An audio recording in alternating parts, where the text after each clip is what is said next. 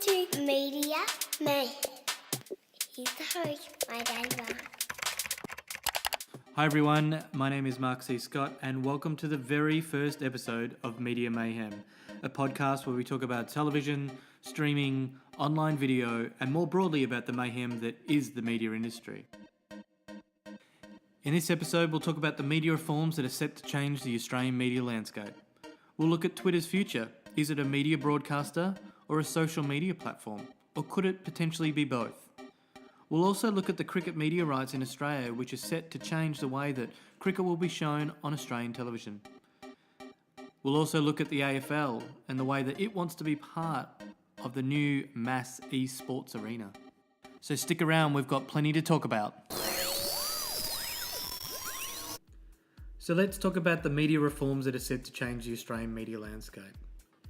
As part of the new media reforms, there will be a few changes, and these will include abolishing the broadcasting licensing fee, applying a fee for spectrum that broadcasters use at a level that the government sees to be more reflective of the current media landscape, further restrictions on gambling advertising and live sporting events, and this is across all platforms, amending the anti-siphoning scheme and the list, removing the 2 out of 3 and the 75% audience reach from the media ownership rules, a review on the Australian and children's content, and also funding to support the broadcast of women's and niche sporting events.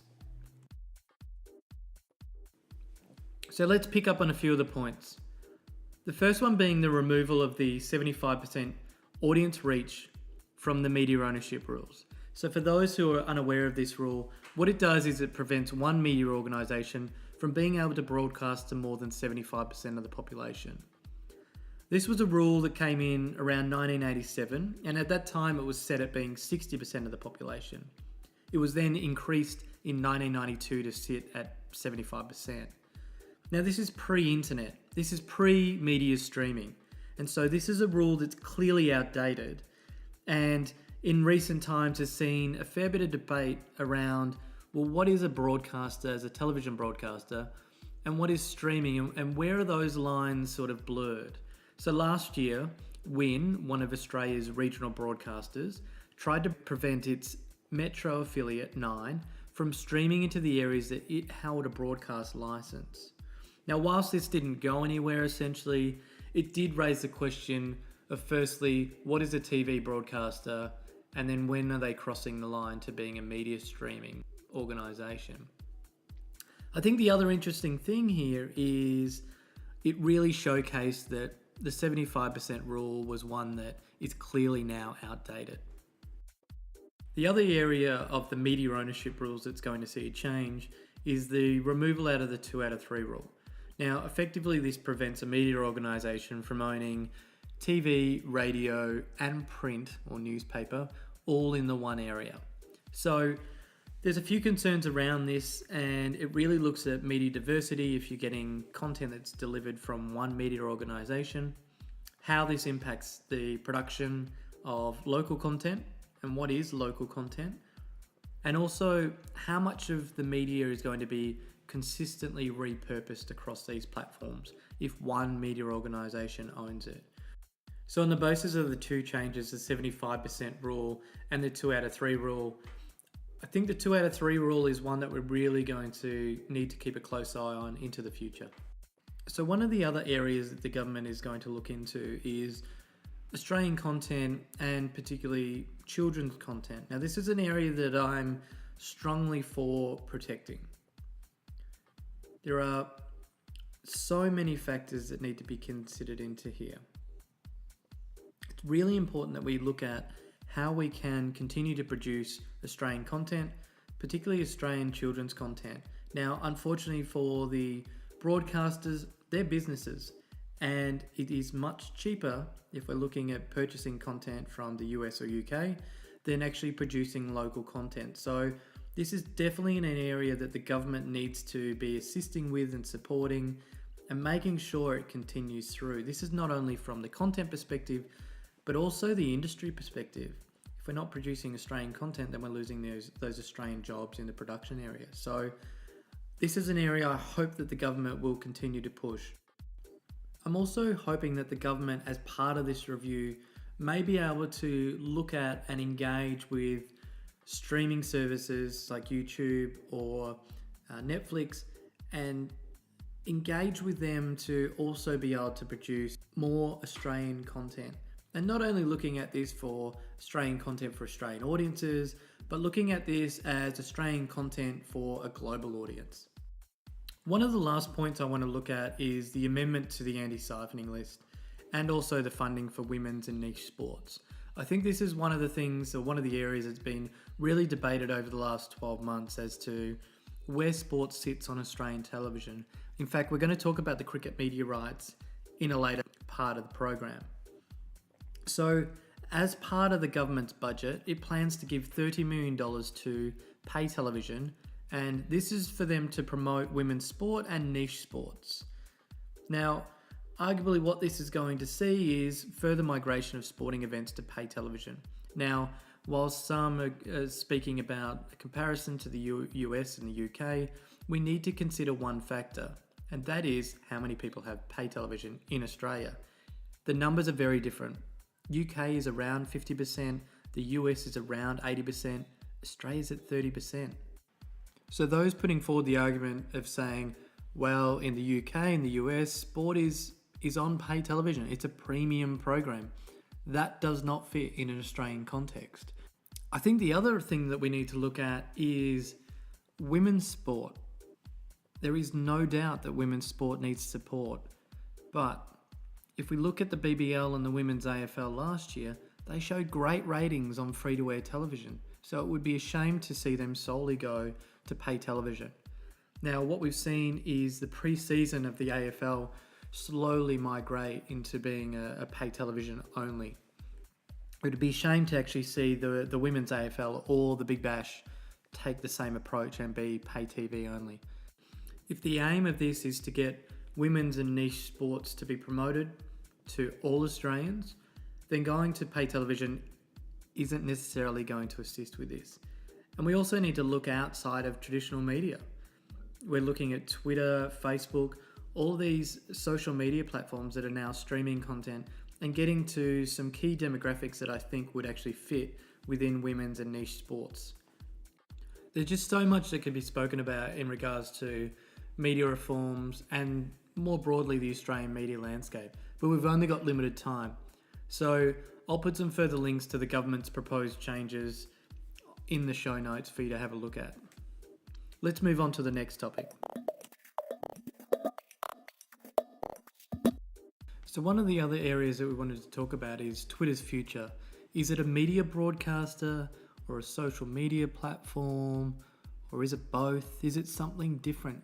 Is it something we're yet to truly understand? Twitter has had a continually declining stock price from a peak of $69 US in 2014 to now being valued less than a third of that. This makes it clear that the social media platform needs to find its strength and, as part of that, its point of difference. There's clear evidence that video is going to be an integral part of online content in the future. An L2 report in 2016 stated that video data will equate for 80% of all internet traffic.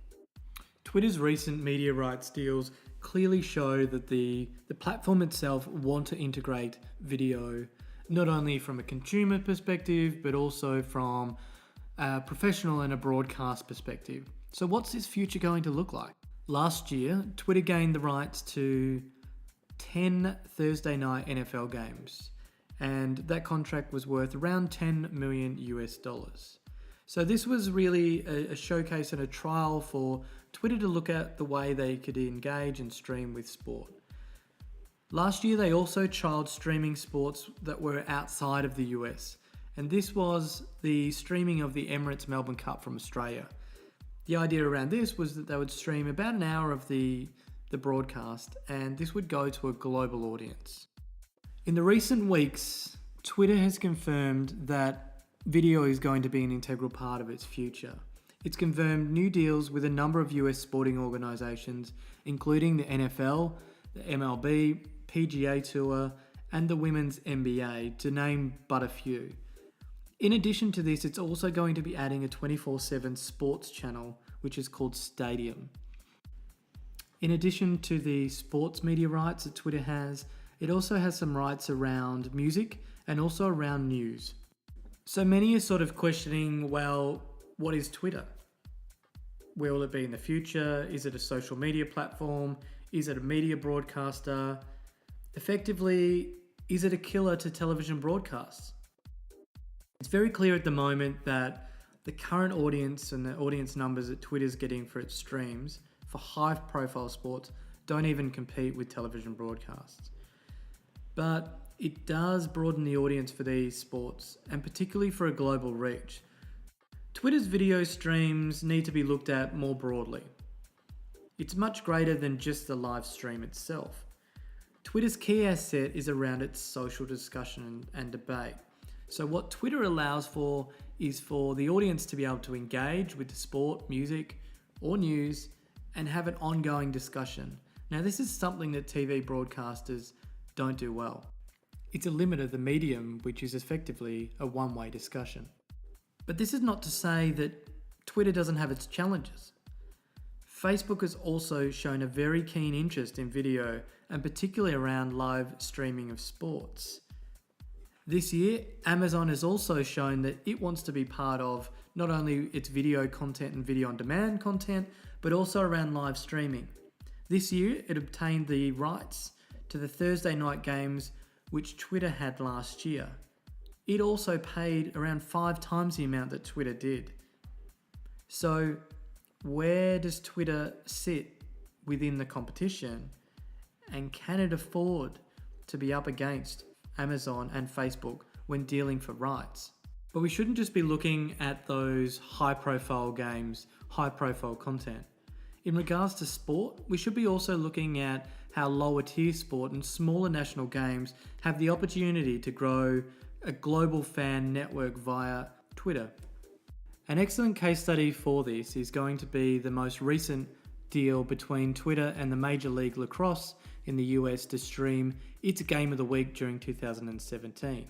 We spoke earlier in the program about how the government has given the $30 million to pay television, and part of this is around the idea to promote women's sport and also niche sports.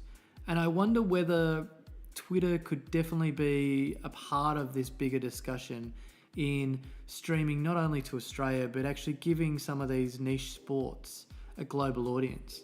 And I think about things which aren't necessarily big games in Australia, but games that definitely have a global audience. And some may not even know that we actually have a gridiron or football, as it's described in the US league, in Australia. We also have ice hockey, and I'm sure there's a number of sports that we have which in Australia are potentially seen as niche sports, but they have potentially a massive audience internationally. And I think Twitter could definitely help and assist with promoting those leagues. What is clear from what has happened over recent weeks is that Twitter's future is far beyond its 140 character limitation, which I know that many of us love and hate. What is clear is that Twitter's future will have video as an integral part. The issue now is, where do you get that content from? If they want to consider having high-profile sports, can they continue to compete against someone like Facebook or Amazon for those rights in the future? Let's wait and see. The other topic we're going to look at is media rights in Australia. The current rights for cricket in Australia are around $590 million at the moment. Now, they include the 9 network and also Network 10. So Network 10 having the Big Bash and 9 having international tests and one-day internationals and 2020 international games that are played in Australia, so local games. So the new rights will commence next year, but it appears there's quite a big gap between what cricket have in terms of their rights and the fees around those at the moment and those of the 2 major leagues that we have in Australia. So the AFL has a $2.5 billion 6-year deal, and it started this year. The NRL negotiated a $1.8 billion 5-year deal. So where does cricket fit in this sports media rights mix that we currently have in Australia? And really, will it see an increase in its rights? So the new rights presumably will be from 2018 to 2023. What is particularly relevant in this is whether Cricket Australia still relies heavily on its rights. In 2012, it stated that the rights accounted for about 60 to 80% of its total annual income. Unfortunately for Cricket Australia, there's been some recent reports that Nine is actually losing money off its current rights. So UBS is stating that whilst the current rights, Nine pay about $100 million a year, but they're only generating around $60 to $70 million in gross revenue. So they're losing around $40 million a year for the current rights.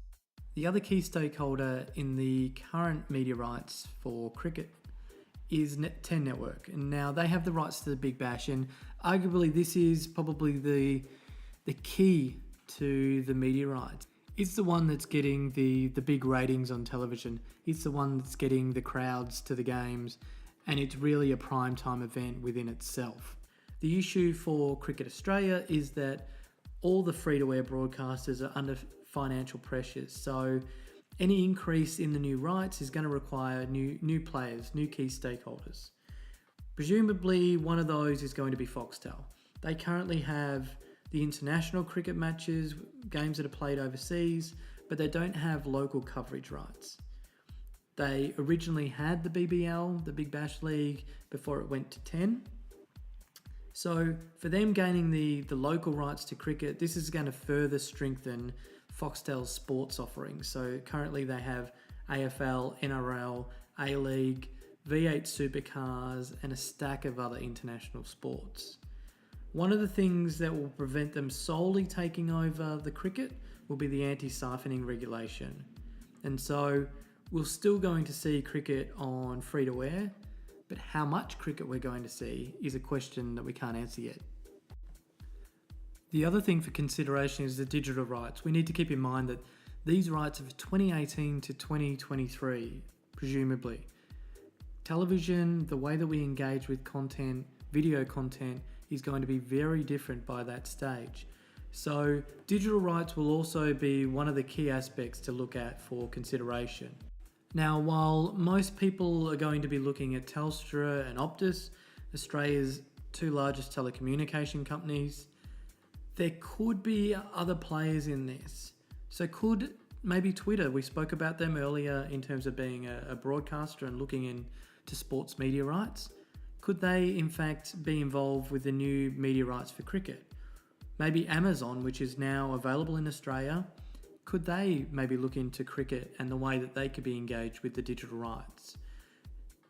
The other factor to consider is maybe 9 or 10 trying to obtain the digital rights themselves and using a free and subscription approach, the same as what 7 Network did with the Rio Games last year.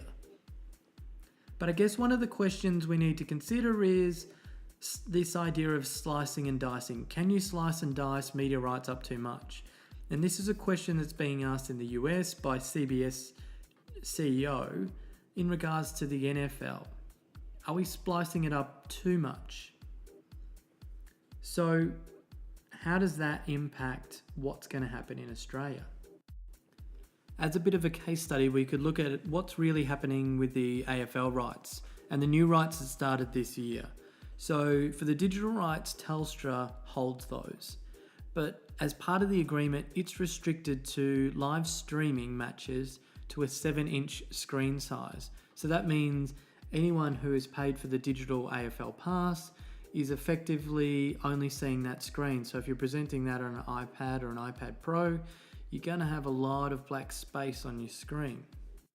But I think what we're forgetting here is the broader picture of sports media rights and its impact on the actual sports themselves. So we spoke earlier about how the Australian government is giving $30 million to pay television, and that's to promote niche sports and women's sports. And effectively what that's trying to do is get people engaged and wanting to participate in sport. But is that going to work if sport is on pay television or if you need to subscribe in some way? If we use what's happened in the UK as a case study, chances are participation levels won't actually increase, in fact they'll decline. In a recent survey it showed that there'd been a 32% drop in participation levels in people aged over 16 since the coverage in the UK of the cricket had moved to satellite and cable television. So this is an interesting case study for Cricket Australia, and probably one they really need to look at, considering last year they announced that cricket was the number one top participation sport in Australia. So any changes to its media rights that may impact the access of Australians is probably going to impact their participation. So something for them to consider. Have you heard of eSports before? I'd heard of it, but I didn't realise how big this industry is. It is already a $1.2 billion global industry, and its audience is around 240 million people. These are mostly in the 14 to 34-year-old age category. Australia has 8 top-tier professional teams, and apparently it has hundreds of semi-professionals and amateur teams. It's now clear why the AFL want to get involved with this $1.2 billion industry itself. And there's 2 perspectives here. The first is they now own Etihad Stadium, and this is a perfect place to hold one of these grand events. The other is having teams affiliate with esporting teams, and this has been done in the US already. The Philadelphia 76ers already have their own esports team. And this is not new for the AFL. We've seen this year the launch of the AFL Women's League. They also now have netball teams that are affiliated with AFL teams. Esports is just going to add on to that. I'll be interested to see where the AFL take this and whether we see any of the other major leagues in Australia, the NRL, Cricket Australia, also go down this path of sort of engaging with esports and potentially getting a very different audience and very different fan base to what it currently has.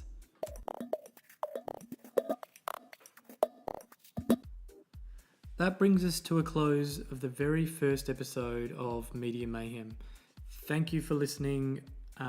Please make sure to share your comments about any of the topics that have been discussed using the hashtag Media Mayhem Podcast on Twitter. You can also find me on Twitter, Mark, MARC _C Scott. Thanks for listening, and remember to subscribe to get notifications of new episodes. Now I'll leave you with a word from my sponsor, my dog Roxy.